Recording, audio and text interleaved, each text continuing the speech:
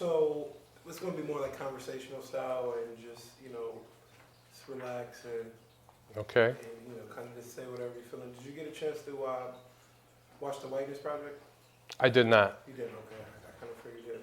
So tell me, Mayor, what was it like being the first black mayor in Buffalo? It was tremendous pride. There was pride in being able to represent the community. The community came to me and talked about the pride that they had. But more than just the feeling of pride that I had was the desire to really make a difference, to really improve Buffalo for all people, and certainly not to let my community down and not to let people of color down. Definitely. And when I ask you the question, just kind of repeat it back to me. Okay. So like the first, all right. So repeat it back to you. Yeah. So was there any difference from the white community, from the black community? What was the difference? People seem generally supportive. Okay, so let me say, was there any difference? There wasn't much difference outwardly between the white community and the black community. People seemed supportive in general. Obviously, the black community seemed to take a great sense of pride in the accomplishment, and the black community really went out of its way to show the support, to show the excitement, to show the pride that they had in me being elected the first black mayor of Buffalo.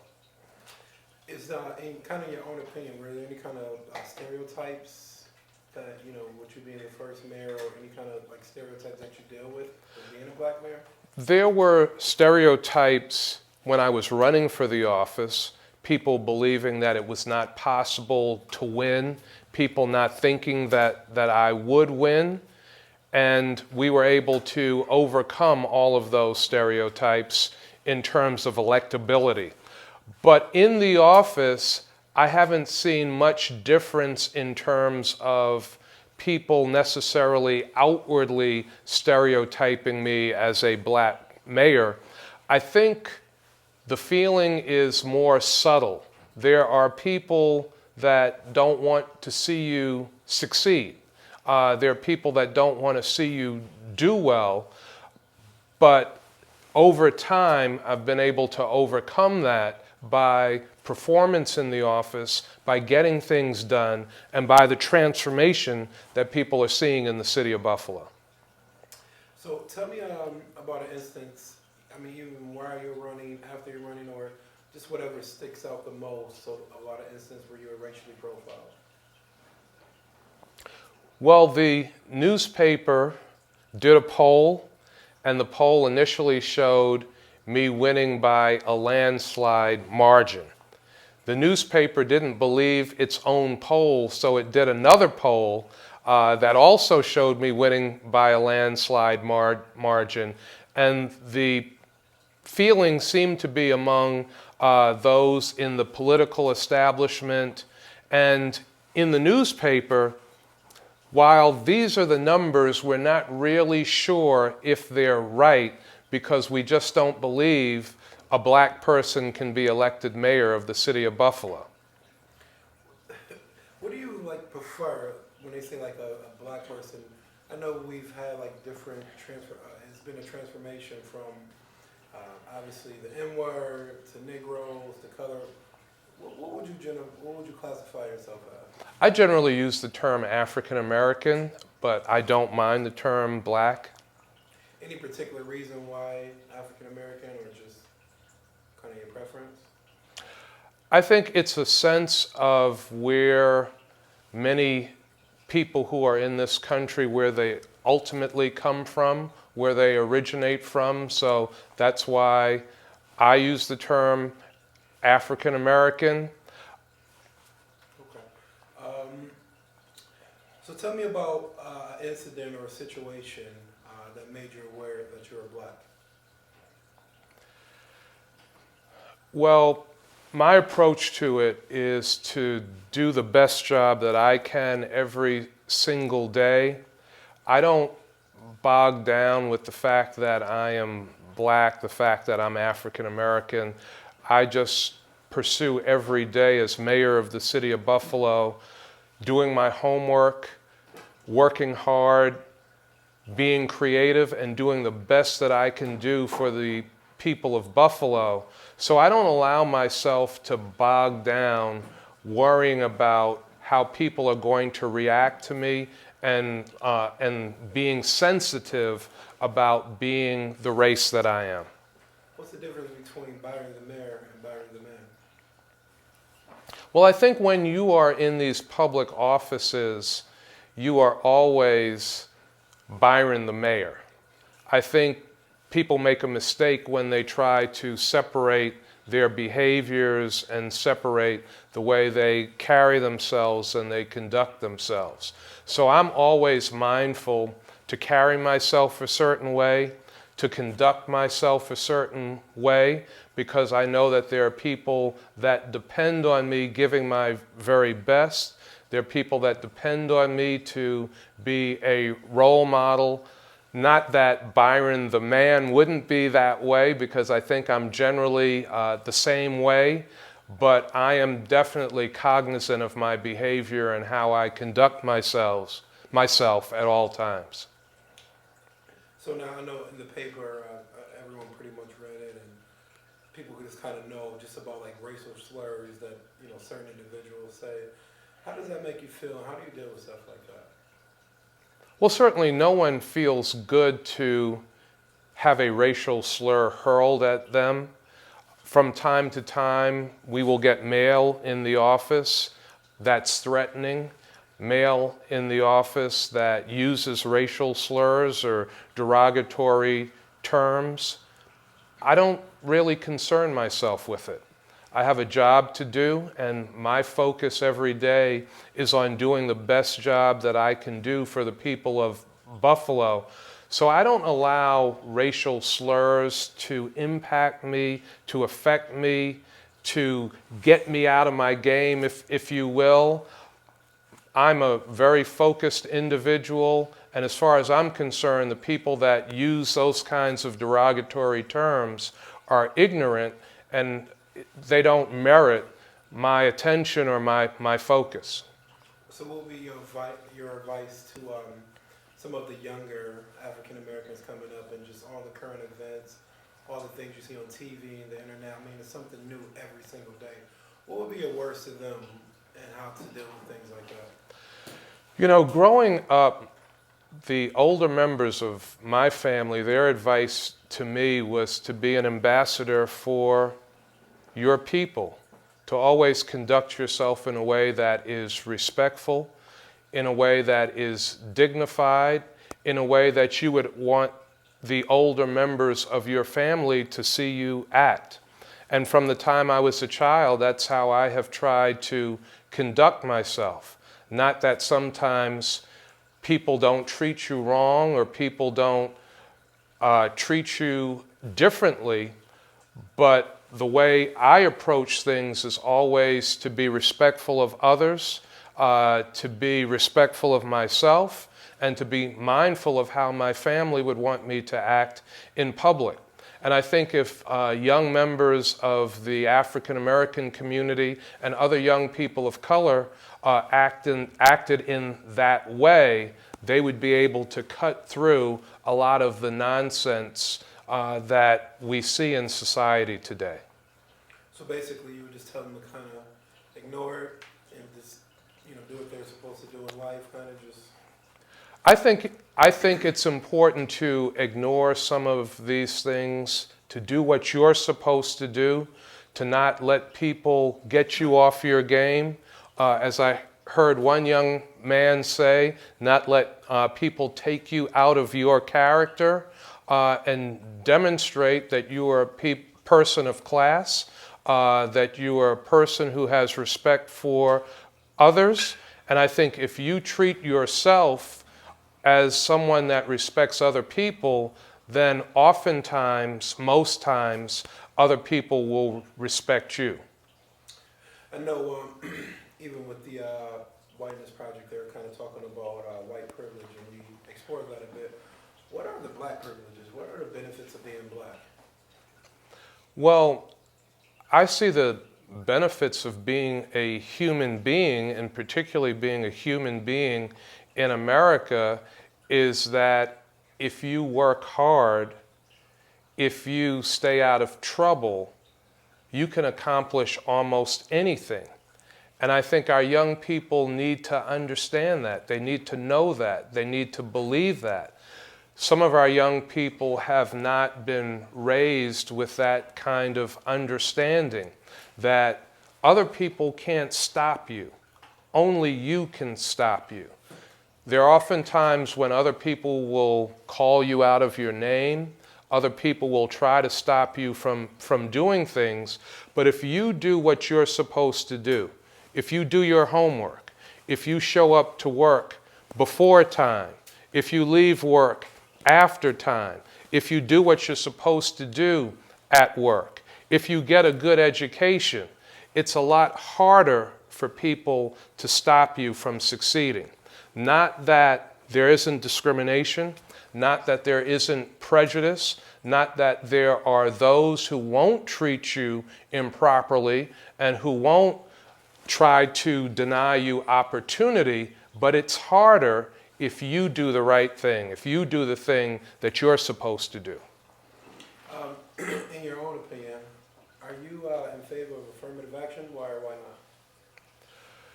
Well, I think affirmative action certainly existed in this country at a time when there was rampant discrimination and when African Americans and other people of color were being unfairly denied opportunities, and affirmative action programs were designed to level the playing field.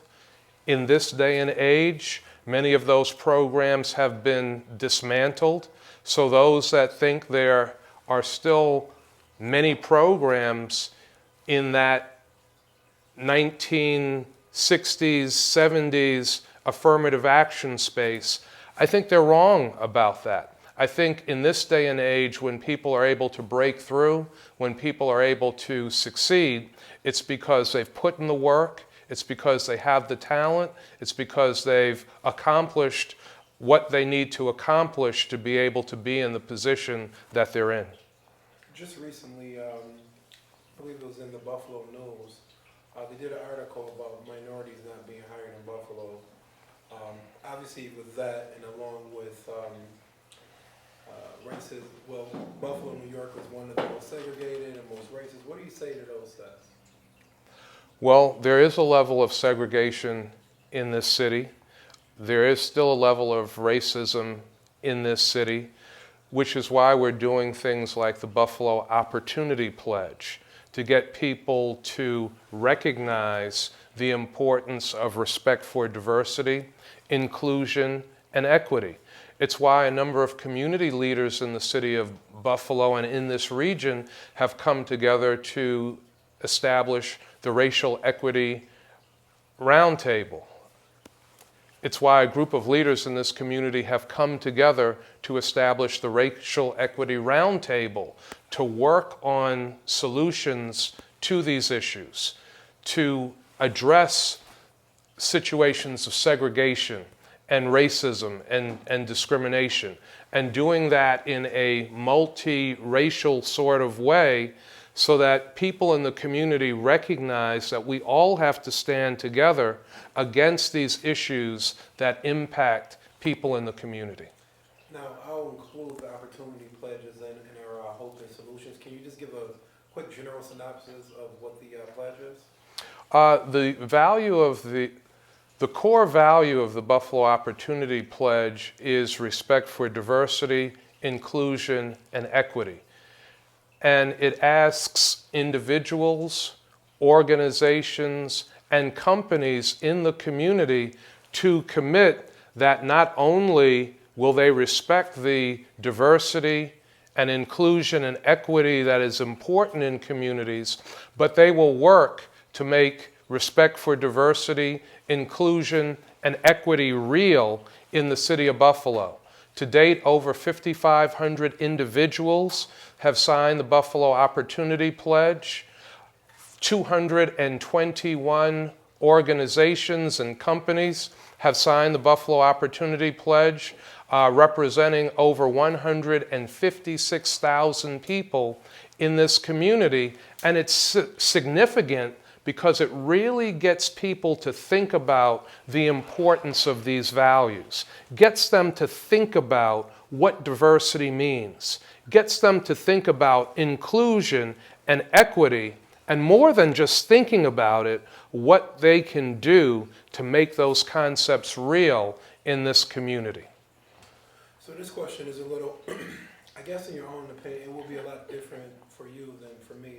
But I guess in your own words, how do you think Black people are perceived in Buffalo?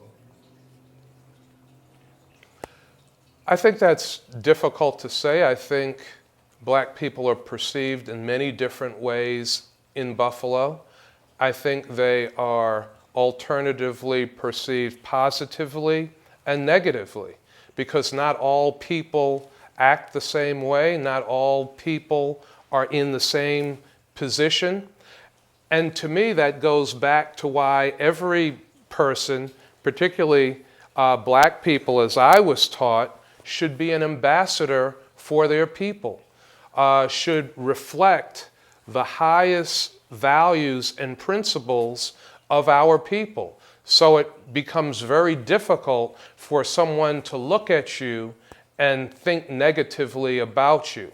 And if you are conducting yourself in the right way and people are still thinking negatively about you, it is their issue, it's not your issue. So if you're respectful, if you are dressed appropriately, if you are doing the right things, then generally another human being should think positively about another human being. It's when that human being is acting in a way that is outside of what society expects a person to behave like, then it would be appropriate for someone to look at somebody's behavior as wrong or negative. But I never try to allow someone to be able to look at me that way. And if they do, it's generally their problem, their bias, their discrimination, their racism, their being a hater, rather than me. So when you say dress appropriate, now what exactly does that mean? Because so dress appropriately, obviously suit and tie if it requires that atmosphere. So what will be inappropriate? Well, I wouldn't say a suit and tie. I mean, certainly if you're in an office job that requires a suit and tie, that would be appropriate dress, but in a lot of different ways that would not be appropriate dress. I will indicate a style of dress that I see some young people wearing, young men, unfortunately young men of all races, oftentimes young Black men with their pants hanging down. Just yesterday I saw a young guy trying to run and his pants fell completely down. As far as I'm concerned, that is inappropriate. And when I was growing up with my grandparents or with my father, if I dressed like that, I'd be popped in the head. I would not be allowed to walk outside in the street like that. And there are so many young people that are doing that, that it is unfortunate that they don't understand that is disrespectful to themselves and it's disrespectful to other people to walk around in public with your pants falling down. Now, back to a bit of racism and segregation, do you think it affects the economy and definitely the Buffalo economy? I think racism, discrimination, segregation definitely has a negative impact on the economy, definitely can negatively impact the Buffalo economy and has impacted the Buffalo economy. As mayor of the city of Buffalo, I'm trying to work with other leaders in the community to break through that, to educate business people and others that discrimination, racism is bad for business. In corporate America, they know that we are increasingly in a global economy, and they want to do business, these corporations, all over the world. And if they don't reflect the diversity of the people that they want to do business with, they will lose business. And the same thing is true in the city of Buffalo. If we don't respect and embrace our diversity, we have many different types of people living in our city. In fact, in our public schools, over 73 different languages are spoken. So there are people from almost every part of the globe living in this city. And if we are not welcoming of all these people, if we don't embrace all of these people in our community, it is a lost opportunity to generate revenue, to attract business, and to create jobs for the people of this community. So yes, discrimination, racism, segregation is very bad for business. It loses you business, it loses you revenue, and it loses the opportunity to create more vibrant communities, more job growth, and a more vibrant Buffalo. And we are working hard in this community to definitely try to change that. How do you get someone like from the east side to patronize businesses in South Buffalo or vice versa? How do we do, what do we do? So I guess either one of us can feel comfortable going to a bar there, going to a restaurant, and them coming over to the east side where it's predominantly black. What have we done to kind of integrate? Not just south and east, but even north, Buffalo, everywhere, period. One thing that we have been doing in the city of Buffalo is celebrating Small Business Saturday. It was an initiative started by American Express to get Americans to recognize how important small businesses are to the American economy. Most of the jobs in our economy are created by small business. So it's important to neighborhoods, it's important to communities to support small business, because not only do small businesses employ many of us, but they're our family members, they're our neighbors, they're the people that we see in our community. And when the city does that, we bring small businesses from every section of Buffalo together to meet each other, to get to know each other, what each other's business is, and to encourage people from throughout the city to shop in small businesses all across the city.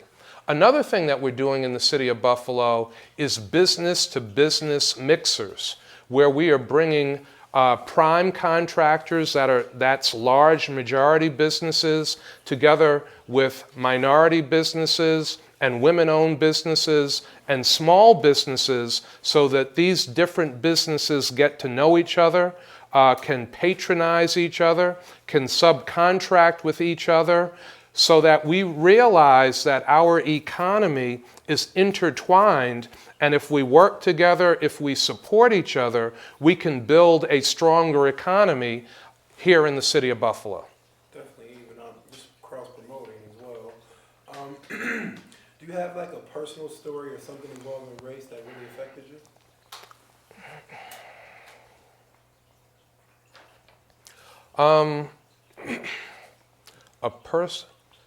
Let me think about this. It can be from any time frame.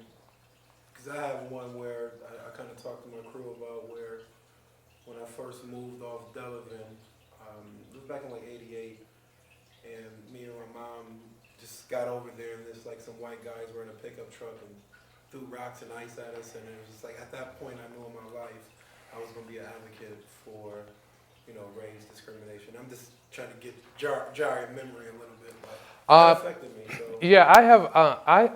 So again, the way I was trained by my family was to treat others the way that you want to be treated, and to realize that people of all races and all backgrounds, there are good people.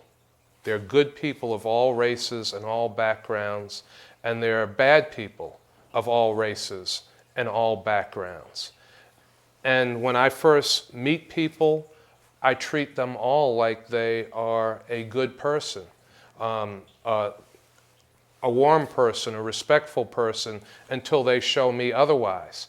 I can talk about an experience on the campaign trail when I was first running for mayor and it seemed like the momentum was building, and I was getting more and more support, and I was getting support in every section of the city, and I was in a particular section of the city that was a mostly white section of the city, where there were a lot of people at an establishment who were there to support me. And one of the people at the event said, "I never voted for an NIGGER before, but I'm going to vote for you." And everybody around kind of froze, and they looked at me like, "Oh," everybody was murmuring and muttering like, "What's he going to do? What's he going to say?" And I simply said, "Well, thank you very much for your support. I appreciate it." And I kept moving. When you went home at night, how did that make you feel? Even because I know, obviously, you feeding into it will probably make the situation. Didn't that hurt? Didn't that bother you? I saw it as breaking down a barrier. I saw it as a situation where that person had come a distance to even make that statement and still didn't realize that that statement was offensive, but was trying to say, "I support you. I'm here for you. I support you, and I've never supported before someone that looked like you. I've never supported someone before that is in your racial group, but I'm supporting you." So I saw that not as being hurt. Certainly it was a disappointment, but I saw that as breaking down a barrier and hopefully starting that person on a journey of being a better person, a person that had a greater respect for diversity. They certainly weren't there yet at the time of that statement, but hopefully they would continue to grow and evolve and be a better person for that experience. That's tough. I definitely commend you on that, because it seems like in situations we have to be the bigger person. Because I'm just trying to picture if it was on the other way around, then what? Well, my family, particularly my grandparents, were immigrants who came to this country from the Caribbean. And they certainly, in trying to build a life for themselves and a future for their children and future generations, recognized that there were opportunities in this country that didn't exist in the countries that they came from.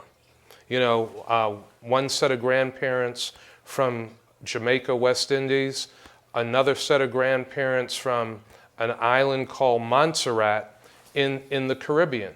And the kind of opportunities that they could have here, they couldn't have there, where they came from. But at the same time, they recognized that things were tough for them, that there was discrimination, that there were hard times, but they knew if they endured, times could be better for their children and their grandchildren. So they kind of imparted that to their children and their grandchildren, that you have to rise above, that there is discrimination. There are people that are going to put roadblocks in your way. There are people that maybe will make you feel bad. There are people that might try to hurt you, but you have to be smart.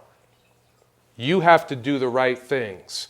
You have to put yourself in the right environments. You have to stay away from the wrong places.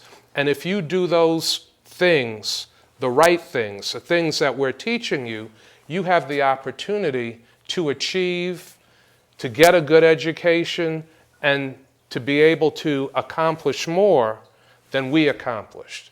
And my parents' generation did better than our grandparents, and we're doing better than our parents in some ways. And our hope is to keep that going for our children and their children. So that's pretty much, what will be your direct I guess your opinion for hopes and solution to racism in America, pretty much what you just said, or would you have something to add to that? Well, my hope and my thoughts of solutions for race in America is that we need to look at each other as human beings with the same wants and needs. No matter what your race is, you want to see your children do well. You want to see a future for the members of your family. As human beings, no one is different in that respect. And so the golden rule is to treat other people the way you would want to be treated.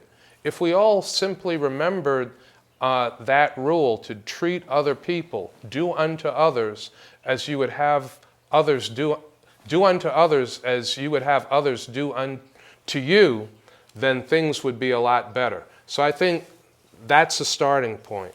But I think it's also important for people to try to work together, for people to realize that we are in a global economy. And the more we work together across race and religion and ethnicity, the better it is for our communities, the better it is for our country, the better it is for the economies of our communities and our country. I also think that on the subject of race for young people of color, we really have to get a good education. We have to be organized. We have to work together. We have to support each other.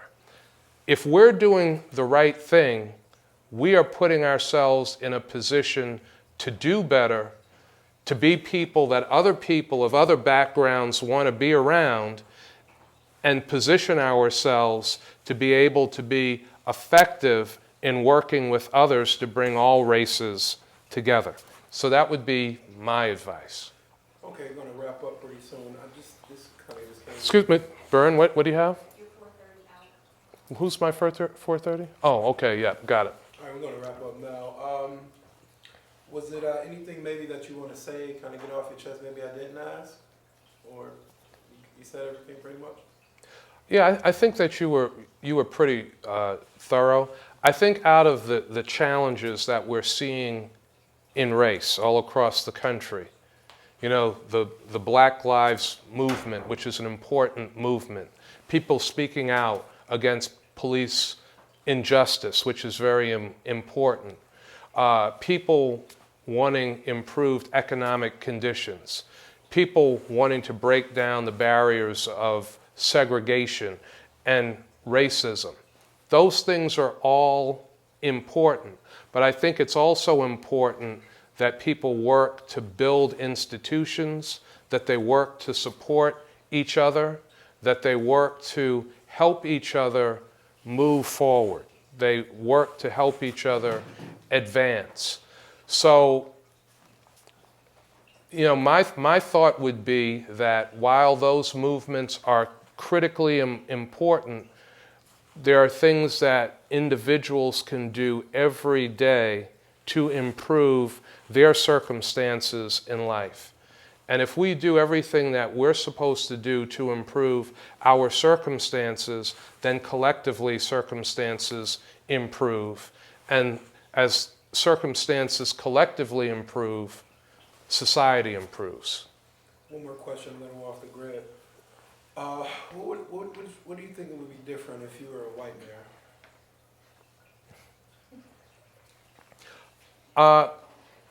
What do I think would be different? Right where you at now, and if you know some of the things that you've been through, even the experience where the guy came and said that to you, and I'm sure you deal with some adversity. What do you think would be different if you're white? What do I think would be different if I was a white mayor? I think if I was a white mayor, there would be more confidence that people would probably have. I don't know if people necessarily early on in my career had the same level of confidence as they necessarily would have in a white mayor. And when I say people, I don't mean the masses of people, because I, one, because masses of people supported me. But I think people in positions of power, people in positions of influence, I think have a tendency to treat blacks in these positions, African Americans, Hispanics, Native Americans in these positions differently. So I think maybe I might have been able to get things done more quickly if I had had that kind of institutional, organizational support of those that are in power positions. But I think now over time, now being in my third 4-year term, and with there being record economic development in the city of Buffalo, with billions of dollars being invested in this community, and thousands of jobs being created, and the infrastructure being transformed, I think things are easier now. I think I've been able to break down more of those barriers. I've been able to break through some of those challenges that we faced early on. So I think even that in itself is somewhat instructional in that if we persevere, if we stay focused, if we work with excellence, we can break down these barriers. And so that is constant work. That is ongoing work. That's work that requires not letting your guard down. That's work that requires an approach of excellence every single day, because racism still exists. And to beat it, you have to demonstrate excellence, and you have to demonstrate the ability to succeed in spite of. And I was in church just yesterday, and that was kind of the sermon of the minister at the church, who talked about the storms that people face in their lives, and having the faith to overcome those storms, and having the faith not to backslide, and not to do some of those things that you used to do, that you know weren't right, but to stay on the right path. And I think that if people stay on the right path, and if people stay focused on excellence in their lives, like Dr. King said, if you are a street sweeper, be the best street sweeper possible. If people do that, they can overcome. They will overcome. They do overcome. All right, I think that's pretty much it. One more thing. What is it like in one word being a mayor in a city like this? Just with everything we got going on, what would you describe it in one word? I would describe it as a blessing. All right. That's it. Thanks. Thank you. Wow. You like that? Pardon me? It was good. You like it? Yeah, I thought it was